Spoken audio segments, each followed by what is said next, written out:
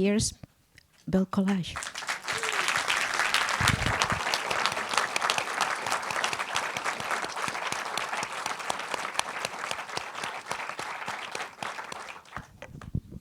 How daunting was writing this? It was a responsibility I took, very seriously and approached it with a lot of humility and knew my limitations and, was lucky enough to get it to a certain place where I gave it to Will and Will's people responded. He did.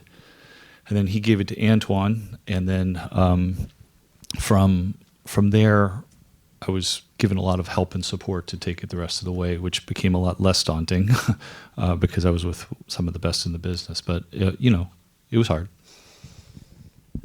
How did you balance? There is very little. We know this image. There is very little known about this man. How did you imagine or went to historical record? How did you balance what was there and what you wanted to say? Yeah, there was a whole bunch of really incredible research people who were hired to unearth incredible things. First of all, his identity. The man's name is Peter. In so many places he's reported as Gordon, and people dig their heels in about it. His name's Peter. There's records of him and all his family by name and their exact ages. When they came to Captain Lyons' plantation, they were in Captain Lyons' census in 1860. And then, of course, when Peter ran in 1863, he told the person who he gave his testimony to, a scene which was basically depicted, his name. And afterwards, after his image ran in Harper's, whoever that journalist was, an unnamed journalist who wrote that article, conflated three different people under the name Gordon. The article was called A Typical Negro, and it was a little bit representative of how even Northern journalisms were still very racist. There was an abolitionist nature, but it was still, pretty, in my opinion, ridiculous that they conflated three human lives into one. And it wasn't until December of 1863 that somebody found this New York Tribune article written by a man who explained that Peter was Peter, and those other two images were a man named Gordon and a man named John. So as we all began to find these things, the story, pieced itself together. And the final scene was taken from the newspaper in September of 1864. So Captain Lyons was killed by a man named Watson. That man who shot him was named Watson. On his porch in September of 1864. So Peter's people, the company that he was with, didn't get home for 15 months after that battle scene, which was the Battle of Port Hudson, which is incredible if you think about the length of time that he was away from his family and what that must have been through, what that must have been like. It's the second time that I see the film, and it even more than the first time. I found it has a purity because it's really about, as you said before, his journey. It's not, there's not a lot of plot twists. It's very pure that way. That's part of the boldness of it. Why did you? How did you achieve this purity, and why did you want to tell the story this way? With Antoine, I'd known Antoine for a really long time, and Will too. But with Antoine, we always wanted to work together, and we started talking about movies like Son of Saul and movies that really kept the focus on the person. We obviously talked a little bit about Apocalypto and a bizarre small movie called Embrace the Serpent. But these are movies where the focus was very small on one person, not focusing on the political backdrop or something, but just on what the emotional journey of that man may have been, and others in that situation may have been. And we bonded, Antoine and I, over the notion of faith and love, and wanted to put those two comments in the forefront as something we shared, how through the toughest times, what guides us. And those were the answers that we came up with and kept going back to. Yeah, the religious element is really interesting, and it's because it feels like the movie is a passion, in a way, in the religious sense. Yeah, we didn't shy away from that. The biblical story of Job was obviously more or less presented. One of the first things that Antoine instructed me to do was go back and remove any elements of fear from Peter. If you notice the whole entire film, he walked like Job without fear. The only time he did express fear was at the very beginning of the film when the overseer named Hurley, who was a real person, put the gun to Dodian's head. You could see fear. But other than that, in Peter's journey, the idea was like Job, there's a difference between faith and revelation. Peter knew God, and God was with him, and he felt shielded, and he tried his best to impart that to other people. And of course, like all of us as humans, we accept or don't accept that. But that's what Peter had that made him complete this journey. Going back to, we were talking about the religious element. I was just about to ask you, what does a filmmaker like Antoine, who is known for, really stylish, gorgeous genre film, what is the dynamic that he brings to a script like this? Because this could have been a completely different movie in through someone else's eyes. Yeah, he wanted to be uncompromising, obviously. His very earliest words to me were he wanted to release the veil, to not depict the world in a way that it had been before, and to just offer a feeling. And he teamed with the cinematographer Bob Richardson to, I think, achieve a look that was very, obviously without color, obviously much. There were elements of color in the film throughout, which people have brought different interpretations to. Everything was intentional. And, the way that the world may have looked to Peter and people like Peter going through that may have been a very bleak place where hope didn't exist, but perhaps the color of hope did exist here and there in ideas like flame and, a flame of hope or however God is represented in the piece. And when did the decision about the saturating the colors or using color as this emerge from the beginning, or? That was Antoine and Bob who got together with early tests prior to filming about 3 months before, so that would have been April 20. That's Bob Richardson, right? Bob Richardson, the DP, yeah. So a few months before filming. You were a lot on that set. I remember you were going back and forth. Can you tell us a little bit how the film evolved during filming? Yeah, I mean, a lot of you guys shared, that part of my life, and thank you for the support, because it was a lot of travel, brutal conditions, with heat, COVID, constantly shutting down the movie. The hurricane shut us down for a very long time, and when you go back to, okay, great, we can go back to and shoot now, the hurricane stuff's over, filming a movie is not the priority. So, rebuilding New Orleans and helping the people was the priority. So that was a pretty big delay. And, through it all, Antoine and Will, who originally wanted the movie was going to be shot in Georgia, but due to the voting laws, the three of us really financially had to work with Apple to figure out how to make it work somewhere else. And, it was really just one thing after the next. It was the most impossible movie to shoot, but Antoine is such a incredible leader, and I really hope that we invite him here. I know you know him well, to do maybe a retrospective of his work, but he is an unbelievably fearless leader, and Will gave everything to this. So every day you had 500 to 800 people on set that were being led by, an incredibly passionate couple of men. And something like the battle scene, how long did it take to do that? The final battle scene was shot over 11 days. And so if you just think of every single shot you saw, rehearsal, take 1, take 2, take 3 until you get it right. There weren't too many more than take 3s or 4s, but there was, it took 11 days, and something like $1 million or over a day, it's not insignificant. And also keep in mind, there's no CG, those are real explosions, and the film was approached in a way that wasn't going to make it look like a Marvel movie.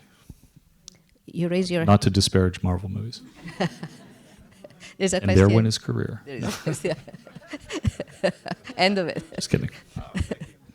Yeah, hi. Beautiful film, by the way. I mean, harrowing. I don't know if I'd ever want to see it again, to be very honest with you. not because of the quality, just because of the trauma of it. But when you go to write a film, obviously this is based on a true story, so we have to believe the fact that one man could survive so many occasions where someone should die. He should have been shot 10 times at any moment.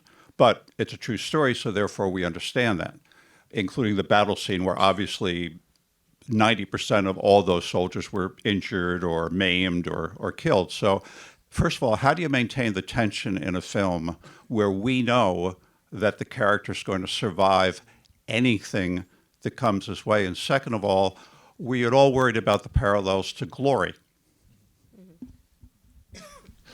So I'll answer the second part first. I think Ray Fiennes actually said that in Quiz Show, or didn't he? No, just making a movie reference. The thing about Glory that I never understood exactly was how we could be celebrating the men that were in that group and did the fight, but through Matthew Broderick being the main character was not something I wanted to pursue. I worked really closely with the Port Hudson Museum, Battlefield Museum, and I actually walked the actual battlefield. And this was one of the first times that an all-black group was taking a primary stance in a battle. This was the first, not Glory, the first Louisiana Native Guard. This is Googleable stuff. I don't want to waste anyone's time, but so that was one thing, and exploring that and getting that battle scene right was very important. And in fact, at the museum, there's a diorama of it, which we used as a way to actually build and recreate the battlefield. Which, by the way, this battlefield is pretty close to the real one in terms of location, actual location. So, the first part of your question was, how do you sustain tension when you know that Peter got from point A to point B to change the world, and then from point B was not listed among the dead at that battle, and then we know his plantation got liberated. So, it's really hard to come up with, some sort of bag of tricks, especially because when you're dealing with real people in real lives, you don't want to be movie-ish. But there were 3 million alligators, 3 million in that swamp, and I think there was even more back then. The number of snakes and obstacles they faced. There was an entire sequence that involved a wolf spider. There was a lot of wolf spiders down there, and at the end, I think Antoine or somebody decided, there's only so much people can take, and where is that balance? And so, to finally answer the question, the point was, we know, or we suspect, because also it's played by Will Smith, major actor, that the guy's going to survive. But what's it all mean? What's the point of his journey, and what are we trying to convey along the way that's the greater sense of purpose beyond the historical backdrop, which, Antoine's favorite thing is if you can't get it accurate, try and get it authentic. So, we knew we had that part in place, but what was the meaning going to be? And we worked on that together for a very long time before we filmed. Hopefully everyone takes away their own, idea of what it meant. Following up on that, when we were talking earlier on today, you mentioned something that Antoine likes to say about ripping the veil off, because it doesn't hide anything. You can film the same film with sound, off camera stuff. It's all there. It's all on camera. Yeah, and I think there was conversations where they say, like, let's talk about the beheading of John, which was reported, a true thing. And Jim Fassel, unfortunately, was a real human being walking the earth with those guys, Harrington and Knowles. So in a scene where John is shot and falls out of the tree, which is reported in a newspaper, and then the beheadings was, these trophies that they would take back to the camp as cautionary tales of this will happen to you, this, the horrors of that. In a scene like that, you don't have to see Ben Foster hack at him. You don't have to hear the acoustics the way, you don't write that in the script.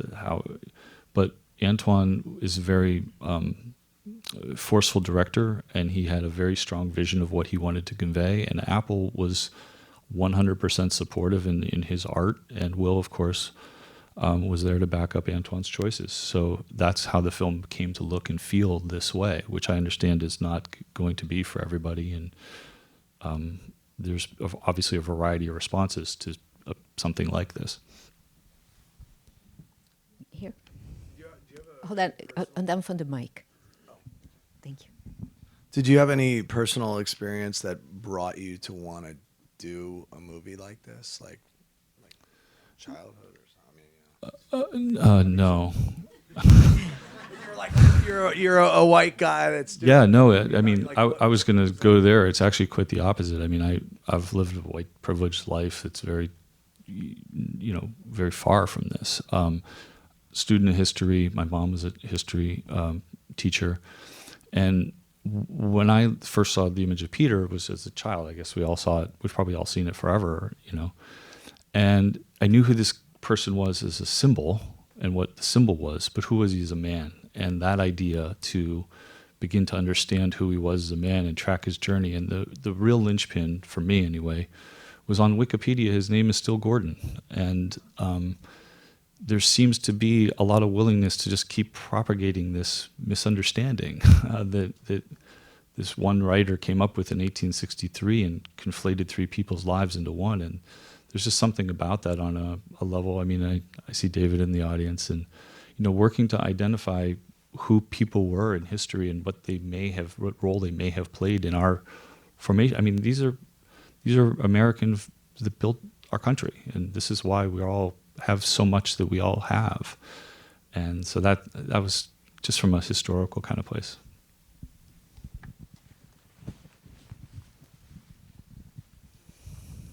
No, hold on. Sorry. I have to compliment you. I thought the movie was quite moving, and I have to thank you for making this kind of film that exposes so much, especially in this day where we think we know our history. I don't think we are as well versed as this movie can make us. And I compliment you. Thank you. Thank you. Thanks. A bit related to that comment, the scene that seemed most emotional to me was when the Northern Army found him, and I couldn't stop crying, because of what we're living through now.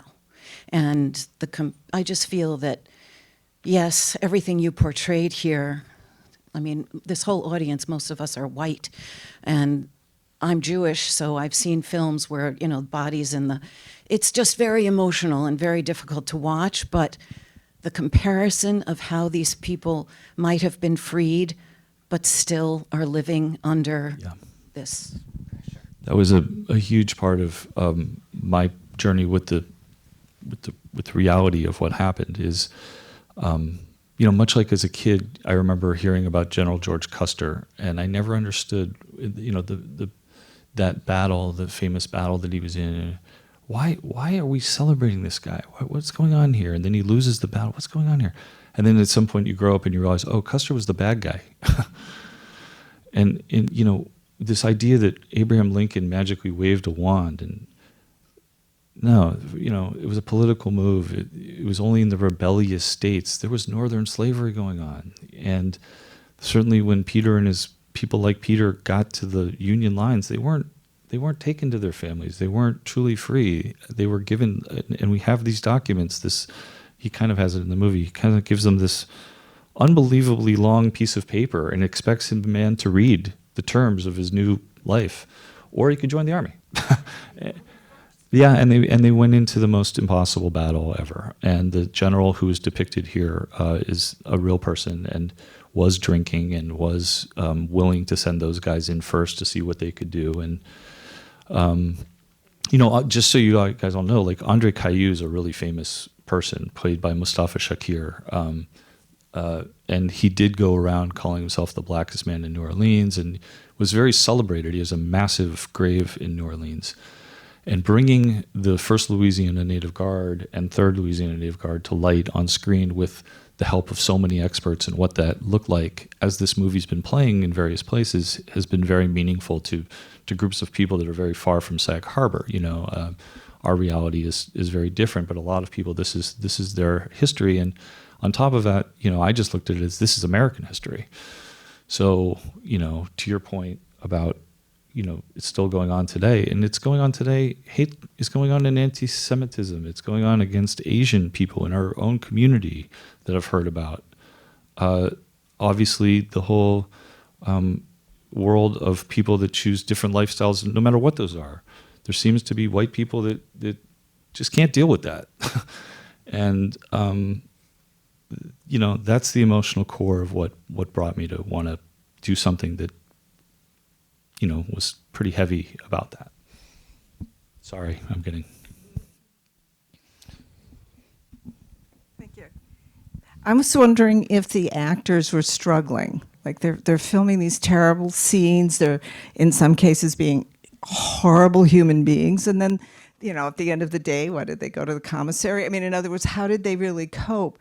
Because it seems to me this is a very different kind of film and acting than most of the things that they might have otherwise done. Yeah, it was a very, very heavy set. So Antoine used a production designer, Naomi Shan, who created an unbelievable group of sets. And the atmosphere on set is set in by the lead actor, the number one person on the call sheet, Will. And, Wilk is a very charismatic guy and really fun to be around. And he was very serious, and he was uplifting when he had to be, and he had private conversations, and there was plenty of, support, but it was really heavy. And early on, we did the camp scene first, the Act 1 camp scene, which was 13 days. And early on in that, a lot of people were breaking down, white and black. And so Apple brought in actually grief counselors to the set and who stayed the entire film and were well used. And to your point, yeah, at the end of the day, people went into a commissary, and when you would walk in there, it was surreal, and Ben Foster never broke character the entire film. I don't know if you guys have heard these anecdotes, but Ben chose never to talk to Will Smith, never to touch Will Smith, and he sat in that camp, that weird tent that he had with the dog.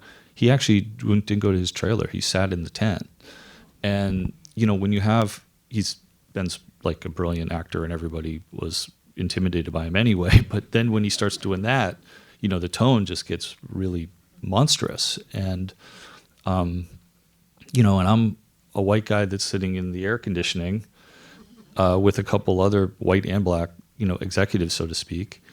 And everybody else is out in this intense heat doing this. So if I'm affected, imagine what everybody else is going through. So to your point, I mean, it was something that we all appreciated it. And, again, I approached it with a lot of humility and understood what everybody was going through to get this done. And they were doing it because of Antoine Fuqua and Will. It's right there. Yeah. Yes, I've been submerged practically the past week in documentaries here at the Documentary Film Festival. And for me personally, I think this is the first time I've seen this part of history that almost feels like a documentary, as at the close-up detail, just the experiences. And so I just want to thank you. Thanks. It was extremely powerful. Thanks. I mean, we tried to be as accurate as we could. There's a lot of places you just simply can't, dealing with something that was erased from history 160 years ago, except for a picture where this person was reduced to a symbol. So, we tried to be as authentic as we could.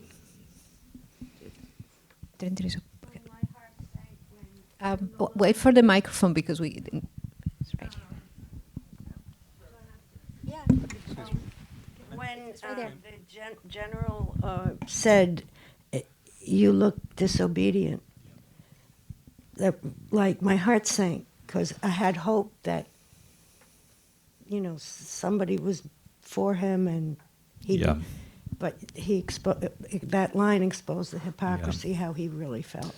Yeah, there's the early pictures of Peter had writing on the back where people, gave their anecdotes of their experience with him, and the subtle racism in the way that these comments are depicted, and they're all on Wikipedia and Google and stuff, so you can read them. But like the subtle racism, and I don't even want to repeat what they said, was very clear that these leaders were viewing things like that as disobedience. Where it was very clear to the research team and Antoine and myself and Will, like, this was a very defiant man. He fought them. This wasn't disobedience. This was defiance, and he was never going to fucking stop. I'm sorry. Yeah, it was passion. I apologize, guys. I didn't mean that. Yeah. Yeah. The other thing is, that whole area has a very strong French Creole influence, and there had been some Haitian rebellions and uprising in that area earlier. And one of the things that became clear, and we worked with the Whitney Plantation Slave Museum, which is an incredible place in Louisiana, and it happened. This revolt of Haitian slaves at the time in the early 1800s happened right there, and it became like this legend around the area. So people would give this oral history that, escape was possible, fighting was possible, resistance was possible. And so up and down the Atchafalaya River, there was the spirit of that existed. And I think, in my imagination with Antoine and Will designing the character, we thought, Peter probably heard about that when he was young. That would have been something. Also, the same thing with religion, the weaponization of religion. The early camps, the camp scenes have the guy repeating the passages from the Bible that are often used to oppress people. And slaves be obedient to your masters. There's a whole bunch of them that he was saying. But, the other biblical passages became traded among people who could not read and repeated and offered. The works of King David were obviously cited a lot here. David and lived in the time of Saul and was a shepherd, and those psalms that were about defiance and how the Lord will give him strength and I will see my enemy and defeat, those became kind of like very important pieces of the resistance psychology that may have existed. So we use some of that too. Hello.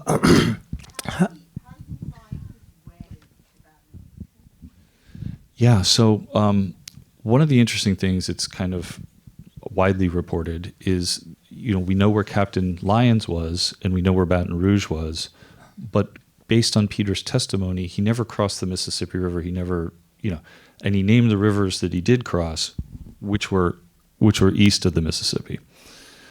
So a very incredible woman who's written several books on contraband soldiers named Dr. Chandra Manning helped us understand that at the time there was what's called impressment or taxation. So after Peter had been, essentially whipped and hurting for 2 months, unable to really perform his duties, he would have been one of the people that Captain Lyons sent to the work camp as part of a taxation. Each guy had to give, let's say 10 guys or whatever.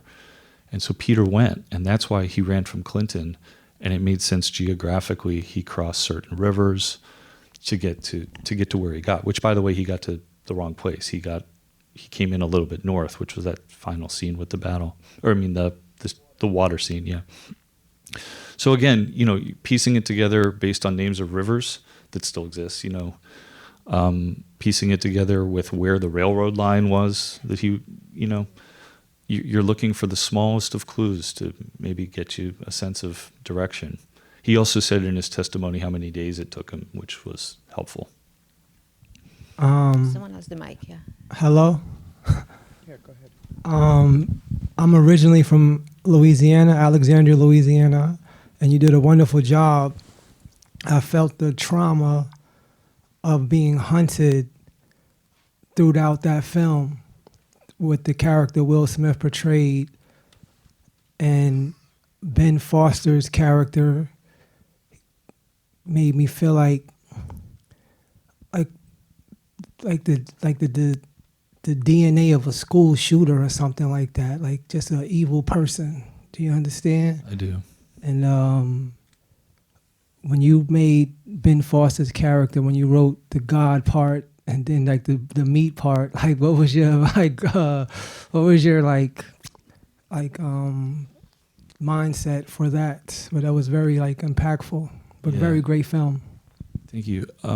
You know, writing Jim Fassels is like not the thing you want to wake up and do. I had to turn to things. I thought about like, is it Captain Ahab? Is it like the guy from Cormac McCarthy's book, you know, The Judge? Like, who are the worst people in the world, you know? And originally, we know he's from Louisiana. He was a guy who lived in the swamps. And when Ben was cast, he kind of came, and we had so much time together in a hotel, stuck with COVID. Everybody had COVID, and we couldn't go anywhere. It's an interesting story. He approached me and said, I'd really like to talk about my character because I don't want this guy to just be from the South. Ben was very clear when he said his father was a Cornhusker. He wanted to be from more the Midwest, and his idea was to expand the idea of racism to make sure audiences understand that racists aren't just people from the South. They exist all over. And so he began to redesign his entire character. And so a lot of things that he came up with about I'm your God or, you're my dog now, you're to me, some of these were workshopped and things that came from him kind of expanding his character and approaching his character in a different way. That long speech, there was a long speech in there, but he really had strong opinions of how to shape that. And that's why I was really lucky to have really great collaborators. Each of the actors took their own character and really made it their own. This wasn't like I'm Aaron Sorkin or something and here you got to say this. It was very much a collaborative effort, again, set by the director, who allows actors to explore and find stuff that fits in with what he wants to do. And believe me, Antoine wanted to make sure that everyone knows that racism is everywhere. Can you tell us a little bit about how Will Smith worked on him, becoming Peter, and what were the questions that he was asking you, or the choices that he made to define that character? Yeah, he had come off of King Richard, so he had to physically transform, and he had just written his book and spent a lot of time in the Middle East kind of preparing himself for the role. When we did table reads, you could see that he was making discoveries in his mind. We kept changing the character nonstop.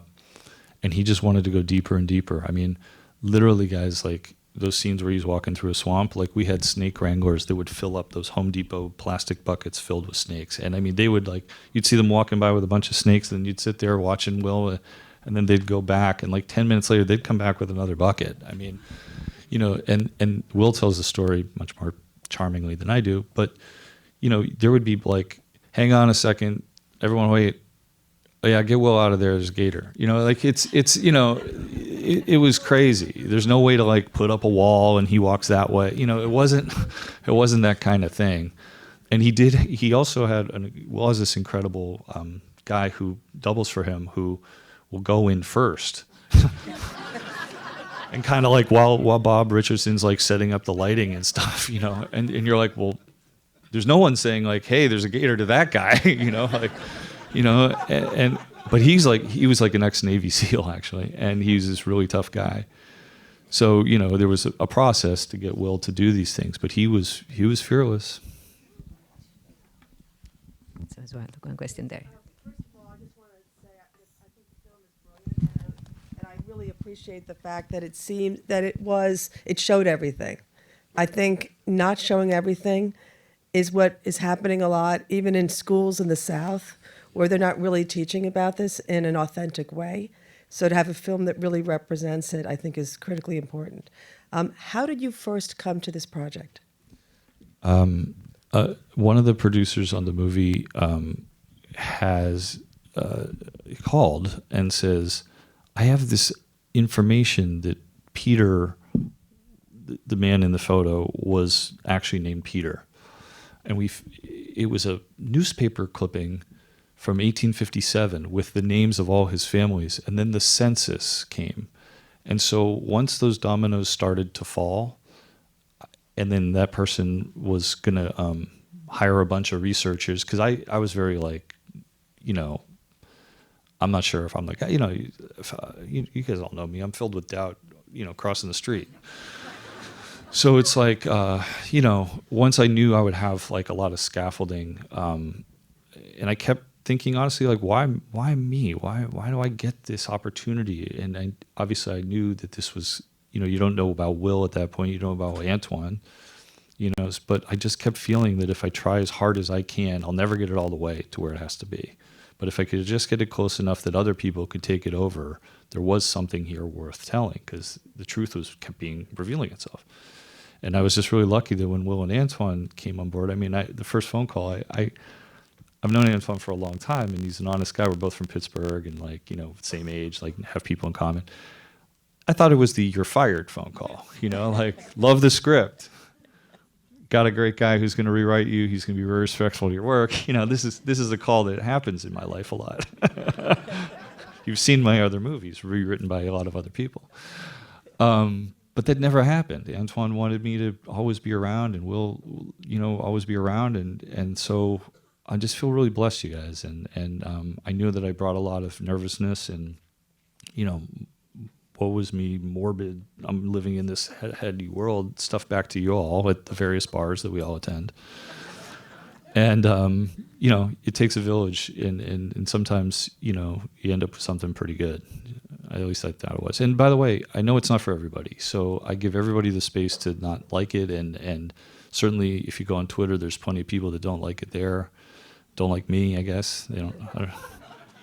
And you know, I give them space to have that opinion, because I think for me, the final thought is we have to start living, I think, in a day and age where, like, you can have that opinion about me, and I certainly think the movie's pretty good, but let's not turn away from each other. I want to walk towards you, and hopefully you take a step towards me, and we still have those opinions, but we don't have to be jerks to each other. And if we can all be a little bit kinder to each other, maybe we'll eventually get close.